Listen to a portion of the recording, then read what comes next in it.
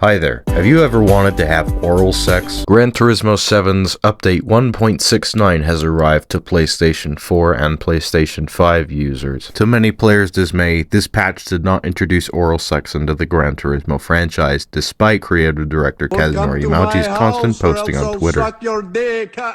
The team decided that there was a way to tie it over the player base while implementing this new feature. The update included the 1993 Porsche 911 Turbo S Leichtbau, which in German means glizzy gargler, the 1993 Renault Twingo, which is exclusively driven by super fruity dudes in their 30s, and the 2024 Yang Wang U9 because it has a Wang in the name. Alongside the Yang Wang, the lyrics "Suck on this dick" can be heard in the trailer's background music.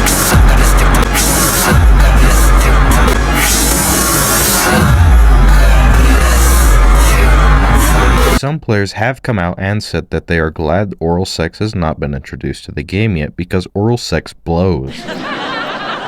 Do you get it? Because it's like a blowjob. So oral sex blows because sucking someone's dick is a blowjob, and that's oral sex, and it blows. Do you get it? I wouldn't know if oral sex actually blows because I've never had oral sex. So I'm just making like an educated decision, or not decision, assumption. I think the pun's pretty funny though. Have you ever wanted to drive a rear-engine Porsche in Gran Turismo 7? Well, now you can, and you couldn't before, I guess. With this car being turbocharged, it takes all the fun aspects of a car like this and kind of fucks it up. It's still better than 90% of the cars in the game, but it's the same car we've gotten before, but with a turbocharger that makes it harder to drive and a little bit faster. I don't really mind if they add more 911s, I could care less. I think it's totally fine if they want to, but since I've pointed out similar cars before, I probably should for these. Despite being called a Leichtbau, this car seems very Malmsy. They must have taken all the weight out of the front part. The wheels also clip when the car is stock, which is usually a really bad sign of things to come. Beyond that, it's pretty good. The rear engineness is relatively easy to control in this car. Again, I think mostly because the front of the car is extra light for some strange reason. Did they put in a smaller fuel tank or something? If you've never driven a rear-engine turbocharged Porsche before, it's kind of interesting to try, I guess. But beyond that, it's another Porsche, which there's nothing wrong with. They're fantastic cars. Some of the most successful sports cars ever, period. I don't know why everyone doesn't just want more anyways. I think adding multiple variants of the same model is a pretty Gran Turismo-y thing to do. I mean, look at how many MX-5s and Yaris's there are, and those are entry-level sports cars, if even that. So I think a lot of 911s would be totally fine and make sense. The Renault Twingo is another one of those Renault Aventine type cars where it's a cult classic and everyone loves it, and it makes sense as to why they put it in. For someone who isn't American, I don't get what's so special about this car. I've never seen one. I've never been inside of one, which is implied with me never having seen one. I think I'd like being inside of one of them though. Have you seen the seats on those things? That's fucking badass. I forwarded the idea of putting these in the GR86, like the same pattern on bucket seats or something, because these look fucking awesome. Holy shit, I love the 1990s.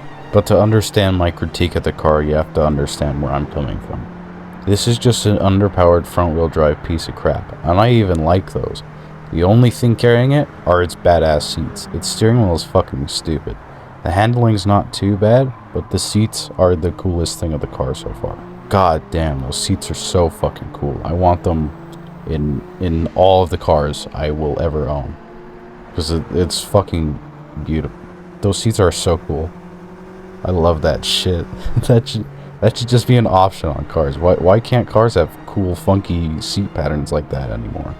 God, the seats are so cool. Bickus Dickus over here is so goddamn heavy, it made a tree fall on my house. I'm not kidding. While I was test driving the stock Yang Wang U9, a fucking tree fell on my house. 2 trees fell on my fence while I was driving this car. How fucking crazy is that? You know the best thing? You know the craziest thing? My power didn't go out. I was the only house on the block to still have power. So I could drive the fucking Yang Wang U9. Awesome. The amount of people who thought this was some sort of McLaren on the silhouettes was simply baffling, which I think speaks numbers for how this car is, again, just like the SU7, very Chinese. Now, I am the last person on the fucking planet who wants to make another, oh, the Chinese don't care about international copyright laws joke. It's fucking tired. But look at this shit. This is a side-by-side comparison, okay? Which one of these do you think is the interior of a McLaren? And which one of these do you think is the interior of the Yang Wang? I'll give you some time to guess. You can write your answer in the comments. Did you get it right? I guarantee there's at least a couple of people who got it wrong. And that's crazy. That's fucking crazy to me.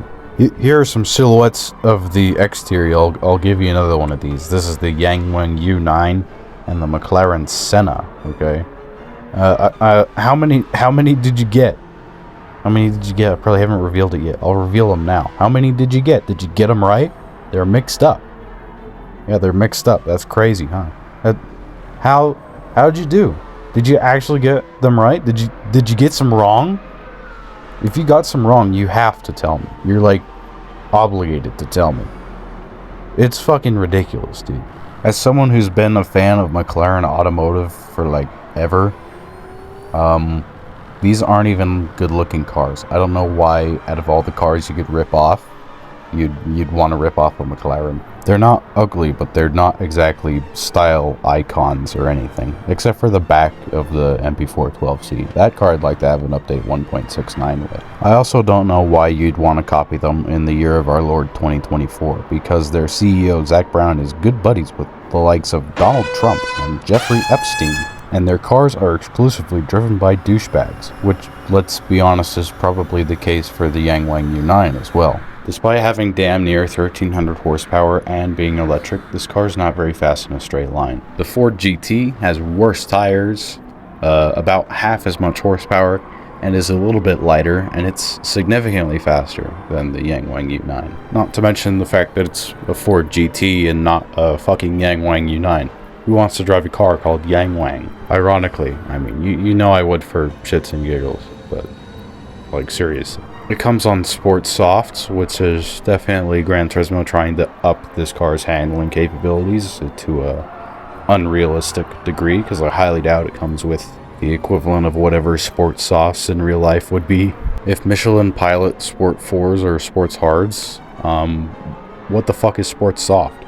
That's got to be like competition-only semi-slick tires. It also just feels really weird, like there's some alternate force pulling the car around. Flick the wheel and see what happens. Flick the wheel on turn-in and see how the car reacts. It's super fucking weird. It doesn't feel realistic. It feels artificially boosted in terms of, you know, load on the front tires. Despite this, it doesn't really drive good. So, yeah, I didn't like it. Wow, shocker. I always go into these unbiased, or at least I try to, and I always come out disappointed, even knowing what to expect. Holy guacamole, Batman, this is bad. Yeah, I'd pass on this one. What if you took a car that drove pretty good and then made it drive not very good?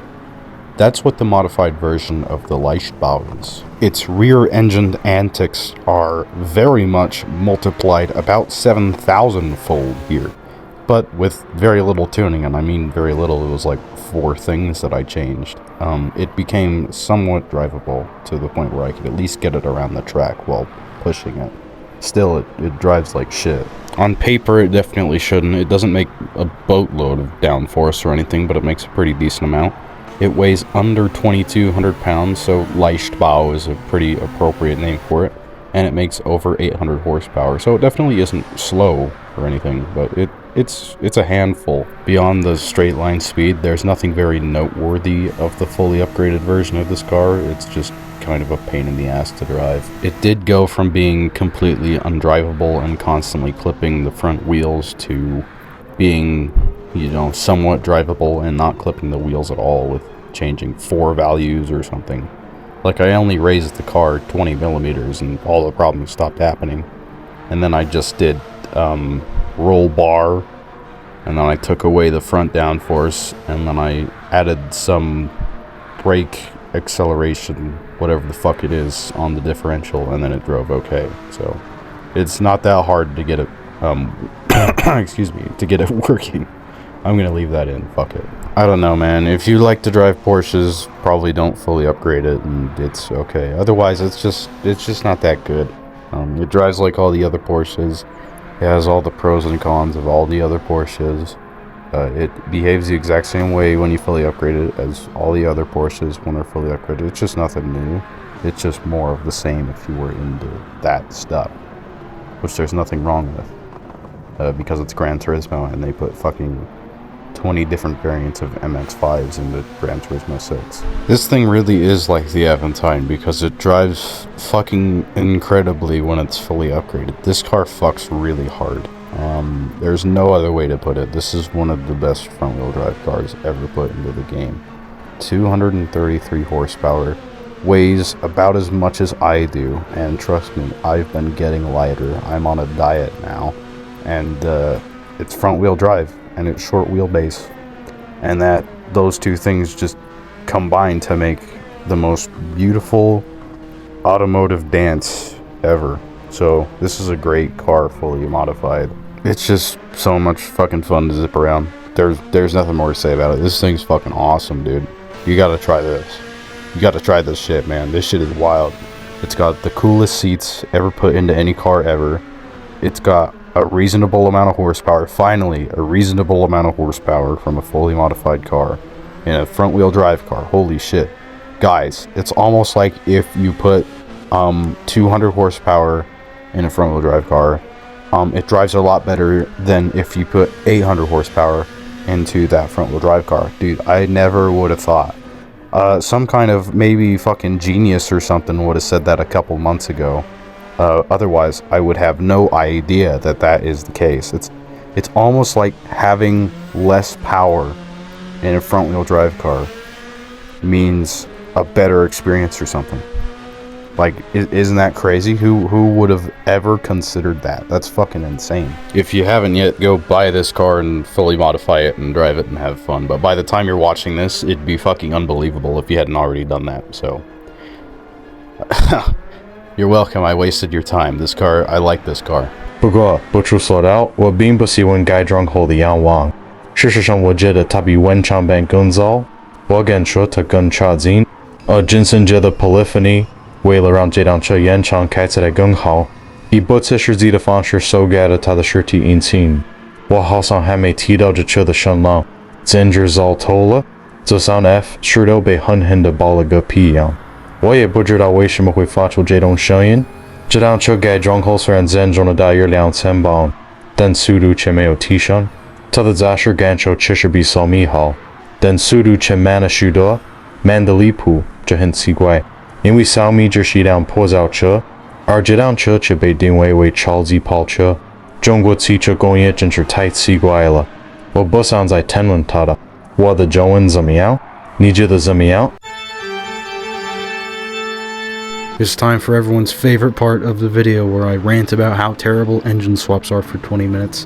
Okay, so the 1967 Alfa Romeo Giulia or whatever, however it's pronounced, gets the new Giulia GTA M engine, and honestly, it's not that bad. It's by no means easy to drive, but it's not impossible. It looks pretty cool, it sounds pretty cool, probably needs detuned or left stock or something, probably wouldn't fully upgrade it, but I mean, it's really not that bad fully upgraded. I don't even know if it's quick necessarily. It doesn't feel like it's super fast, but it's not horrible to drive. It's not fun either. It's pretty mid. The original engine is nothing to write home about, really, so this is definitely an improvement, if anything. I don't really ever see anybody use this car. I mean, it looks great beyond that. I don't really know what this car is used for, if anything, so I don't know. I think it's a good-looking car, and I like to drive it every now and then, but everyone else doesn't seem to agree with me there, so I don't know. I guess if you like the car, this doesn't change how it drives too much, so go for it. Next up, we got some huge news for the unemployed. Cool Bloke 96 gets to talk about a Focus in context, because the Focus ST gets the Group B engine from the Group B Focus, and it's terrible. It's absolutely crap. And if you have me out here saying a Focus isn't fun to drive, something has gone horribly wrong in the world. Back to what I was talking about earlier, and in the last 14 fucking videos, 800 horsepower front-wheel drive cars, guess what? They're not very fun to drive.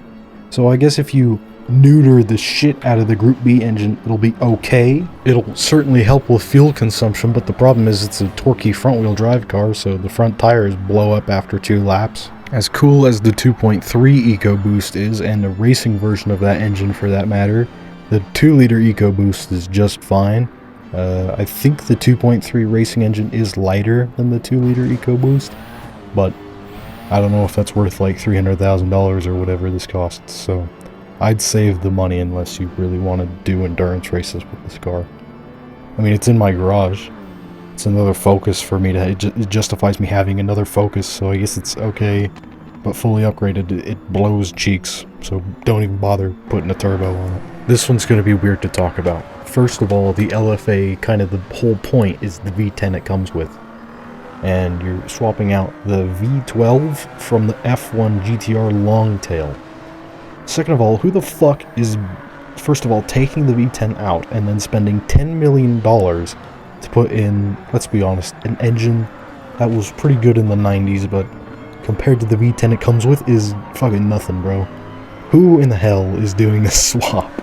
I can't believe I had to spend 10 million credits to tell you guys. This is ridiculous. The swap is not that good. Again, it's a race car engine, so plenty of fuel saving to do. Beyond that, it's pointless. Again, it literally costs 10 million credits. That's an absurd amount of money to take the thing that makes the LFA special out of the LFA. I think the McLaren F1 is the greatest car ever built. I don't know who the fuck thinks that this engine is worth 10 million credits and ripping out a probably more iconic engine.